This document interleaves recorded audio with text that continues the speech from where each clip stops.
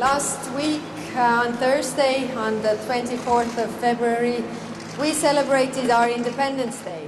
This is extremely important. So I really want to thank you on part. I just want to say it's fantastic to be here in Tapa again. This is the third time I've been to this wonderful place, Kaya. And, you know, the first couple of times I came, we talked about what seemed then to be an entirely theoretical risk. And we talked about the threat to NATO's eastern frontiers. We talked about the risk from Russia.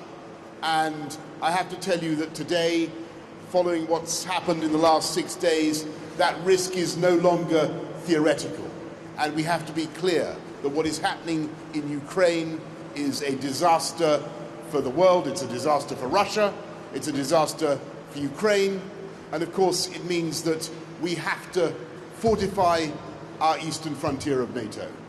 And what you are doing, all of you, together, all the nations represented here, and I'm of course particularly proud of the British contribution, but all the nations represented here, you are working together to ensure that people hundreds of miles away, maybe thousands of miles away, are able to live in greater peace and security. Because you are in the front line of our collective Western defense. And I cannot thank you enough for what you're doing.